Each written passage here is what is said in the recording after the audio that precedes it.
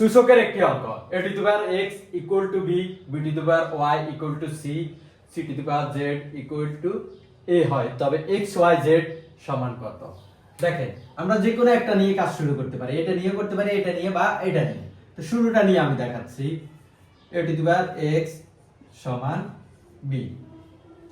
দেখেন এর মান দেওয়া আছে, এর মান কই, এই যে a সমান c to the power z, a সমান c to the power z, a সমান c to the power z লিখলাম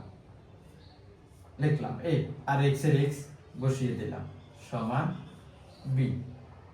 এবার আবার আসেন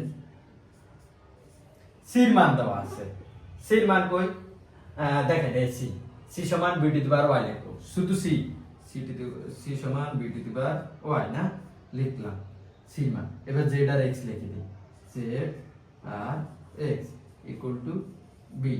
তাহলে কি হলো b to the power x y z, তাই না, সমান b। এখন b এর উপর পাওয়ার হচ্ছে কত, x y z, R a b এর পাওয়ার কত, b এর পাওয়ার 1 না। তো বেস বেস মিলে গেলে বেস যদি সেম হয়, একই হয়, তাহলে বেস বা পাওয়ার equal to power x y z equal to 1। এই आंसर হচ্ছে 1। এটা সূচকের একটি অঙ্ক, কোন একটা নিয়োগ পরীক্ষায়, বেশ কয়েকটা নিয়োগ পরীক্ষায় এই অঙ্কটি আসছে। আশা করি আর ভুল হবে না। যেমন আপনারা এটা দিয়েও করতে পারেন, যেমন b to the power y equal to c। তাহলে b এর মানটা কত, b দেখেন তো, b হচ্ছে a to the power x equal to b, অথবা b সমান a to the power x।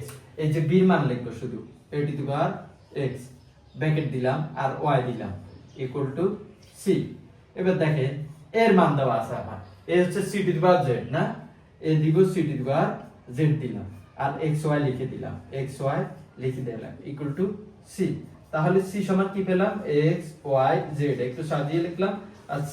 তাহলে c এর উপর পাওয়ার কত, c এর উপর পাওয়ার হচ্ছে 1, তাই না।